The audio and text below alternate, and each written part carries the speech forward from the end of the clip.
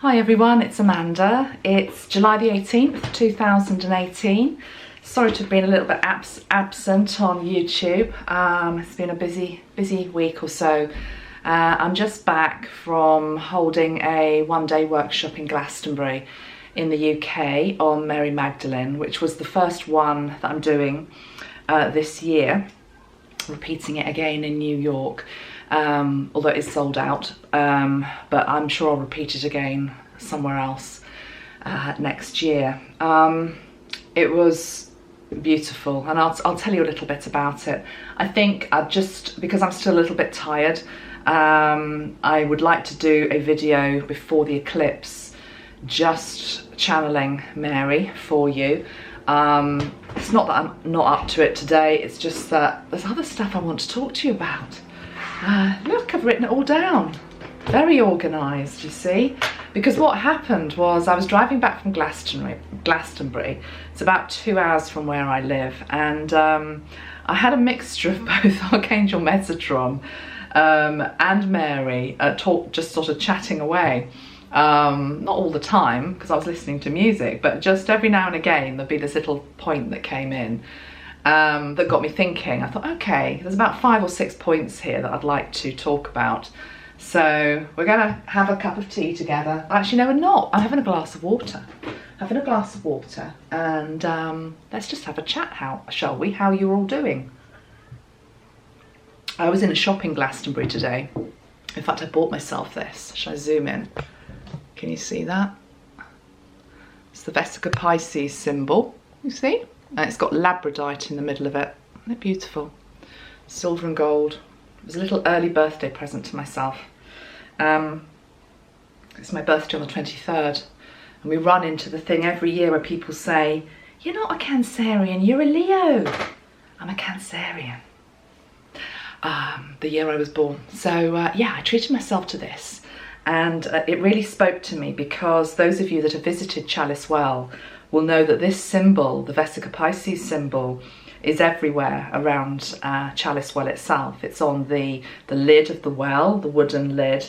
It's on the pathways. I think they've got it depicted in water formats, a pond that's in this shape. It's on the gates. It's everywhere, basically, around Glastonbury.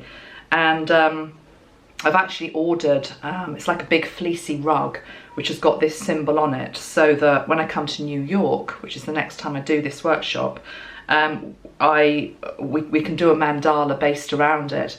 So until then, I am wearing it, and there's a personal reason for that, which I'll keep to myself, but I'm rather pleased with it anyway. So, yeah, what do I want to say to you? Yeah, I was saying I was in the shop, wasn't I, in Glastonbury?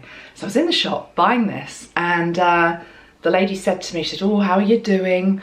She said, we're between these eclipses, aren't we? She said, oh, I'm feeling, you know, very wobbly. And I said, yeah, it's quite, you know, it's quite a big time, isn't it, this month? I said, I'm still standing though, I'm doing all right. And she said, oh no, good for you. And then she was commenting on my height. She sort of said, how tall are you? I said, well, I'm nearly 5'10". And she said, oh, I used to be 5'10". And she's a bit older than me. She said, I've shrunk a bit. So she said, you're going to end up looking this height, which probably was about 5'7", 5'8". And we just had this really bizarre conversation in the middle of the most amazing crystal shop, you know. I was very good. I didn't buy lots of things, actually, because I've got some stunning crystals already. I just bought this, and I bought some new cards. Shall I show you my oracle cards? Some of you will have these, and I've known about this deck for a while, and for some reason wasn't pulled to get them before now, but I bought them anyway, and I'll pull some from here for you in a moment. They're called the Art Through the Eyes of the Soul Oracle by Cheryl Yambrach Rose. And they're very Avalonian. Is that such a word? Very linked into the myth of Avalon, Arthur, and the 12. There's I don't know. I'll pull one in a moment for us, but they just feel very I don't know. They spoke to me today. So I've blessed those already and asked Mary to work through them for us. So we'll pull that. I also bought myself a pomander. A quintessence. So this is an Aurosoma quintessence, and it's the one which is called, it's the Holy Grail. and it's this beautiful lime green, and I didn't even know what it meant. I just sort of felt called to buy this one, and it's the only quintessence that I've got of Aurosoma. I don't tend to buy them, and then I've just read up, and it's very much linked into the birth of the divine feminine. So shall I? I've not even smelt it. Shall we do it together? Let's get it out. Oh, it smells great. And with these, I think you're supposed to put a few drops on your hand. I'm going to give myself a generous potion and lotion. Cool. Okay, let's see what we get from this.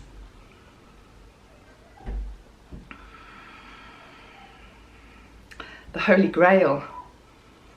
The Holy Grail has been waiting for you all this time, right in front of you, in full view. Others have blocked it. Institutions have blocked it. You have blocked it, sabotaged and prevented yourself from seeing what was in full view before you. The Holy Grail is there, right in front of you, ready to be walked into, integrated, savoured and drunk from. Now, of course, the Holy Grail is linked into the bloodline, and I must just tell you that, well, there were some amazing standout moments from yesterday's workshop, but one thing I hadn't fully appreciated and probably should have done was the fact, of course, you can't separate the Mary Magdalene energy from the Christ energy. And these are both energies which are documented, obviously, in the Bible and linked to Christianity, but both of them are coming through very strongly out of those shackles, is what they are saying. Out of those shackles, out of organised religion. That's what they mean by it being, there's unrestricted access now. There always was unrestricted access to these energies. It's not about being belonging to a particular faith. It's about the fact that they stand for love, and who doesn't need the energies of love in their life. So what I experienced was when I first channeled through the Mary Magdalene energy yesterday, I've never felt so spacey and lightheaded. And it was quite funny. I must just have a laugh with you. It was quite funny because after I did some channeling and brought her through, we all felt so lightheaded that I said, right, we've got to go outside.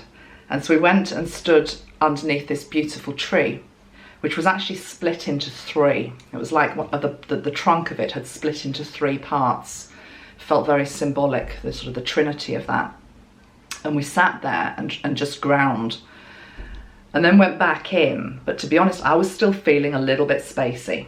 And one of my friends on the course, Michelle, you'll be watching this, hello. She said to me, she said, I could see you were floating, and she was saying, you know, come back, Amanda. If you don't come back, we're all in trouble. Of course, I always was going to come back, but it was such a high vibration. But what brought us back down to earth properly, over and above sitting underneath the beautiful tree, over and above any grounding exercise, was bringing in the divine male counterpart, which was Christ. And what was so beautiful, he came in a completely humble way, barefoot, probably as you would imagine him, I guess, how I saw him anyway, robed, white figure, white robed figure, that's what I mean, darker skin, with such gentleness and humbleness and humility. It just made me want to cry. And he was there to sit amongst us and learn from us as a group of women, 22 women, or 22 of us. So the whole day was just awe-inspiring, and it was like I fell in love with this beautiful energy of Christ again, which those of you that have followed me a while know that, you know, I come from that upbringing. Although I've walked away from the church and the institution of it, I believe in the ascended Christ, you know, which is available for everybody. And yes, as an ascended master energy. And it was just so beautiful. It was like coming home. And then in the evening, just winding down, I was just, you know, flicking through my phone, and you know, YouTube sometimes comes up with suggestions of videos to watch. And for some reason it came up with Doreen Virtue's, one of her latest videos. Now, I never get recommended to watch Doreen Virtue anymore because I don't follow her. So it's quite unusual that it had come up on my recommended list anyway. And I thought, oh, okay, what's going on here? Why am I supposed to look at this? Well, without getting into the ins and outs of it, I was able to watch about 10 minutes of it, and I just had to switch it off because she was going back into the whole thing about, you know, Christ isn't just an ascended master, he's the Son of God, and really sort of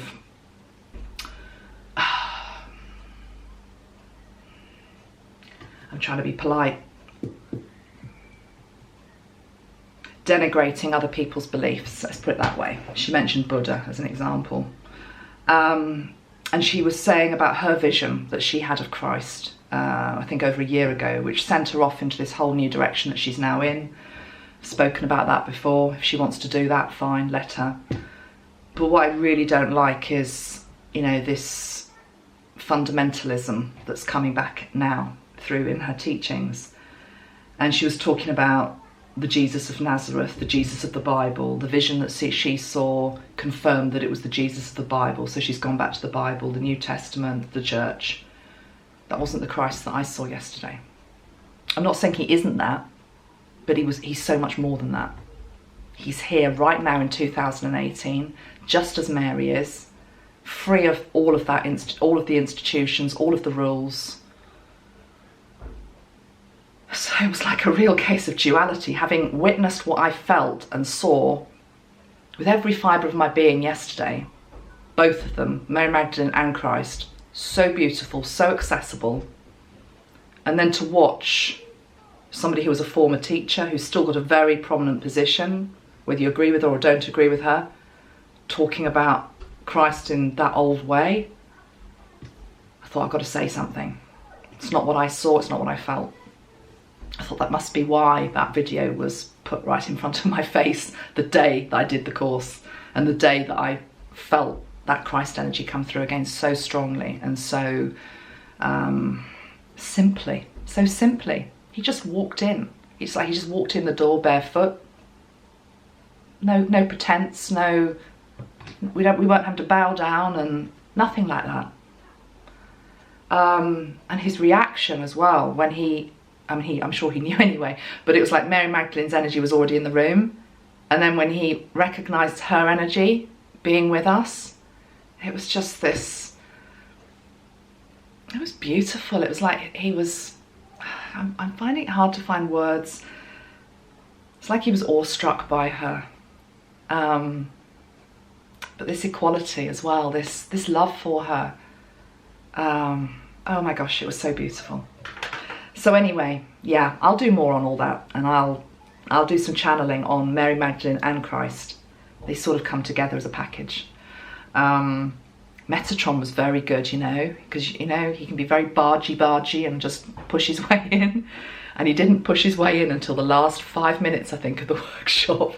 Can't even remember what he came in with. But I just, yeah, it was good. I enjoyed that part of it. I want to say something about Glastonbury now. And although I had a lovely time there, and the energy is very high there, and all the beautiful sights that you can go around, the Tor, the Chalice Well, the Abbey, all of that, the crystal shops, fantastic. I was on quite a high with it. I was thinking, oh yeah, this is, and I'd never felt so welcomed. People kept bumping into me in the street and saying, oh hello, you know, and I met 2 friends I haven't met for ages. They're just walking down the street. It's great. But then as I was leaving, it was almost like the Metatron energy was coming in, and I was shown the duality of the place. And I think it's really important that we talk about duality sometimes in these very high vibrational places. And I suspect it happens in other sacred sites. One of the reasons why I've never actually wanted to go to the pyramids, as an example, is I actually don't want it spoilt in terms of what I have in my head of how I imagine it to be. And with the Glastonbury thing,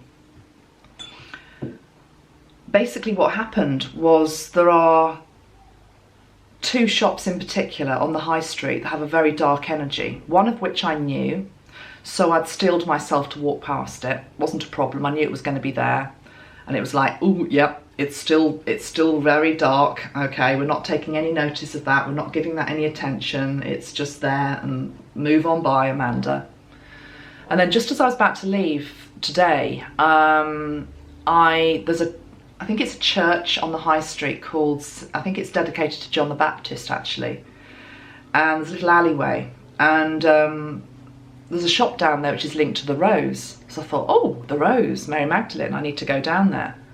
Well, I never even got to that shop because there's another premises there in that little alleyway, which is a taxidermist. So basically it's got stuffed dead animals in it. And on the window, which had metal bars, there was so much dark, horrible energy coming out of it. It was closed actually, it was all boarded, it was boarded up, but I think it still is open. It just wasn't open when I went past. But all these black bars on the window and these stuffed animals, including, I think it was a raven in the window. And it had a sign up and it said, preserving nature. And I looked, I have never experienced,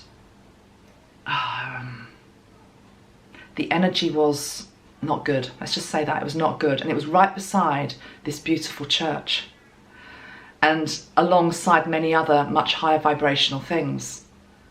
And it was so bad, guys, that as I walked past it and I just started to notice the energy changing, I stopped breathing.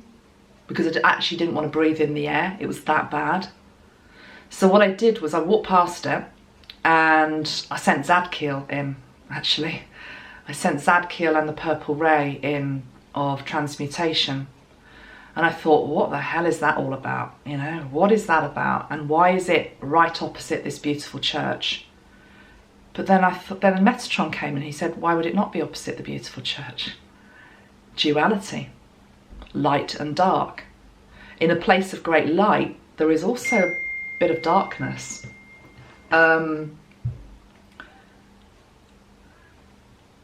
What else? Sorry, that's my daughter.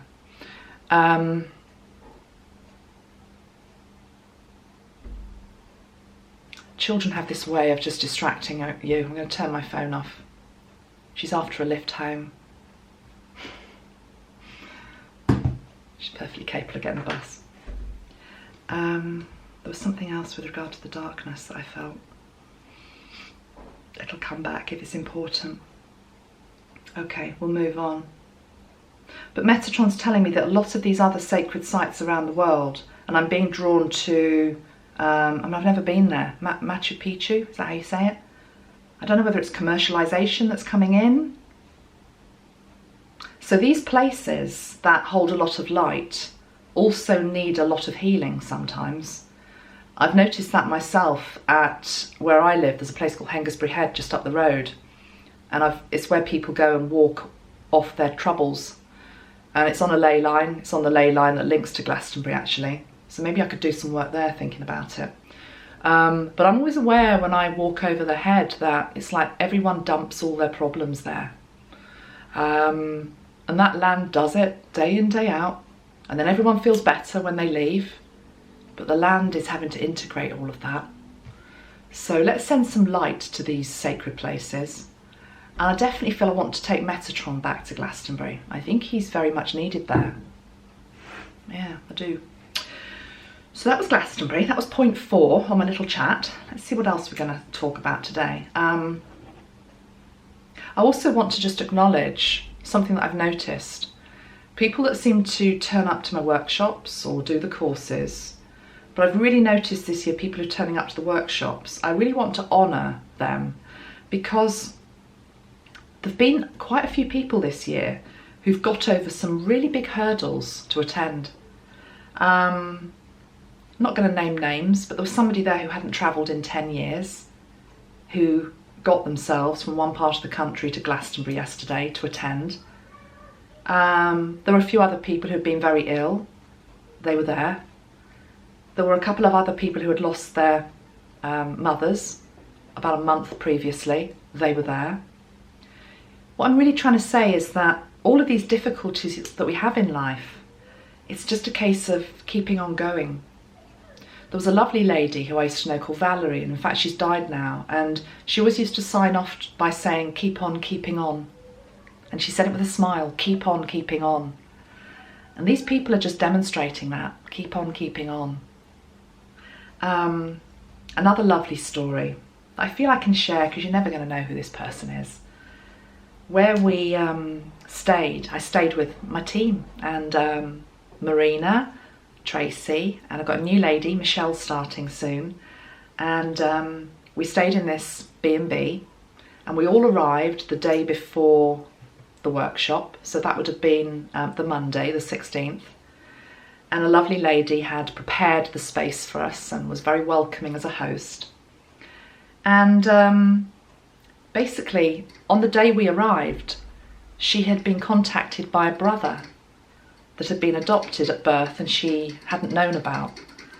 And this goes back to 1995, that she basically put I don't know what the official term is, but you sort of say, if you're looking for me, I'm looking for you. The day we arrive is the day that he rings. And I don't care what anybody says. I want to thank Mary for that. I want to thank the angels for that, because I think they had something to do with it. I didn't say anything because I didn't need to say anything, but I do think that was the case. Very beautiful. Okay, last thing I want to mention today before I pull a couple of cards is Donald Trump. Just a couple of things that are coming to me.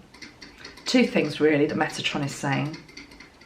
One he said before, but he's carrying it on. It's like he's repeating the same message. So when he repeats the same message, it's like we really need to take notice. And he's saying that with Trump, there is a lesson there for the world, actually, which he's demonstrating, in terms of where does ego ultimately take you. So this is a journey that we are on with him, because we put him in the place of power, or the American people did. Where does ego ultimately take you? And I think there are some flashpoints coming up again with North Korea, because I don't think they are doing what they said they were going to do. And I think somebody that's put a lot at stake personally is going to find that quite hard to live with. I'm being diplomatic here. So I am sending out some light to that situation with North Korea.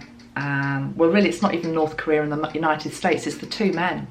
It's these two men, Donald Trump and Kim Jong-un. But it's like, where does ego ultimately take you? We have to drop the ego, or not, we can't drop the ego, but we have to balance the ego out. The other thing Metatron is saying with regard to Trump is so many of us are expanding an awful lot of energy in terms of what we think about him. And the point is that no one is probably converting anybody else to their point of view, but we're wasting an awful lot of time trying to do so. Metatron's saying this: let history judge him. Let history judge him. Where did we put ourselves as judge and jury? Judgment is something we're actually supposed to be moving away from anyway. Let history judge him. And you could interpret that either way, okay? Also, I noticed, the other thing I wanted to say with regard to Trump that I had noticed is that when he came to the UK and he was meeting the Queen in particular, I'm sure we've all seen the film where he's sort of walking in front of her and he seems to be completely unaware that she's actually behind him. If you actually watch that piece of film, I'm a little bit concerned actually about his physical health, because it doesn't look, he's not functioning maybe as he should be, and I'm worried actually about his physical stroke mental health there. I did hear the word dementia, And dementia is something that can set in many years before it actually materialises. Margaret Thatcher, of course, who was our Prime Minister in the UK for 3 terms, she ended up with dementia, and it probably wasn't apparent when she was still in power. Maybe there might have been early signs of it, but the whole way he moved his body and was completely unaware of what was going on around him concerned me a little bit. So again, I think a lot of this is just about giving it up to a higher power, because I just feel this story is one that's already been written. It's one where however it ends has already been decided, and we're all getting very caught up in it, but we're draining a lot of our energy also. Let history judge him is what Metatron says, okay? But also that message about this is all about where does ego ultimately take you. So for that, we actually have to thank him, because he's trying to show us something here, okay? Let's pull a couple of cards, and then I'm going to end this because my battery's about to die on the camera. I really just wanted to pop in and say hello to you. I'll do a longer video another day. So let's pull a card, shall we? And let's ask for a card, some guidance or anything that we need to know in the build up to the lunar eclipse on the 27th of July. Okay, so it's coming up. We're in between eclipses. Just some energy, guidance, please. And we're going to ask Mary. What's the message from you, Mary, please? That one. Explore other realms is what she's saying. Explore other realms. That fits quite nicely into what I was saying about the Doreen Virtue stuff as well. Don't be frightened of what you don't understand. Don't box yourself in. Feel free to explore all of it. Let's just see what the message is, because I literally picked these cards up today, so I don't know actually what the official meaning is. Let's have a look. Has got no number on it, which isn't particularly helpful.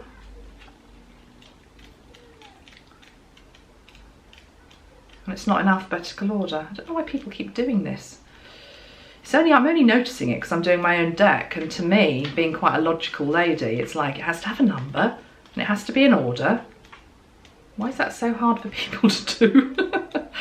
Oh, I can't find it. Explore other realms. Sorry guys, I'm not turning the camera off because it might not turn itself. Here we go. Here we go. Explore other realms.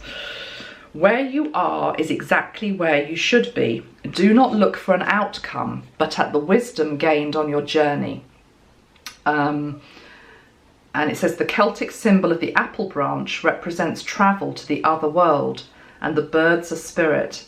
This is the classic hero's journey, the going and the returning of the hero or heroine, and their attainment of spiritual transformation, which would add to the wisdom and evolution of their culture. It says the ancient tale was written down at an extraordinary time in history when the belief systems of Druid and Christian created a curious literary mix. This overlapping of cultures illuminated the Dark Ages with spiritual voyages of transformation. Heroes and monks drifted off in their symbolic boat, carried and guided by the gods of their faith. This was called the Imman of journey or initiation. So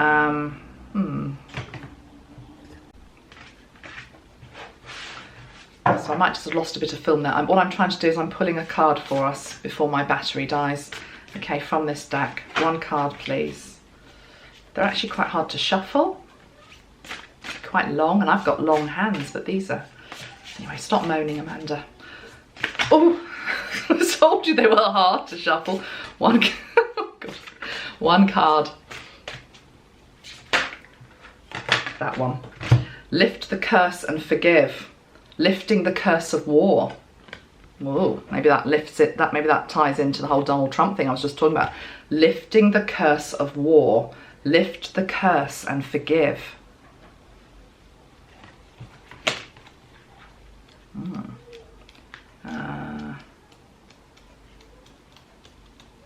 the card? It's not in alphabetical order, guys. This drives me mad with these oracle decks when they don't have them in alphabetical order, because I'm making my own, it's just like, isn't that something that people expect? Am I a bit OCD with regard to that? Maybe. Can't find it. Lift the curse.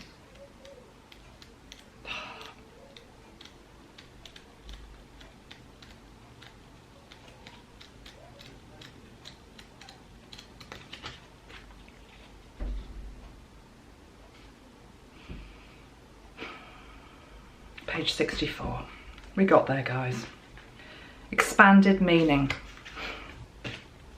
There are no real winners in war. Let your divine feminine aspect lead the way to conflict resolution. I think that's tied into Trump and Kim Jong-un, which is what I was picking up on. I just hope Trump doesn't do anything stupid because of ego, because I think he's being played and he's not going to like it.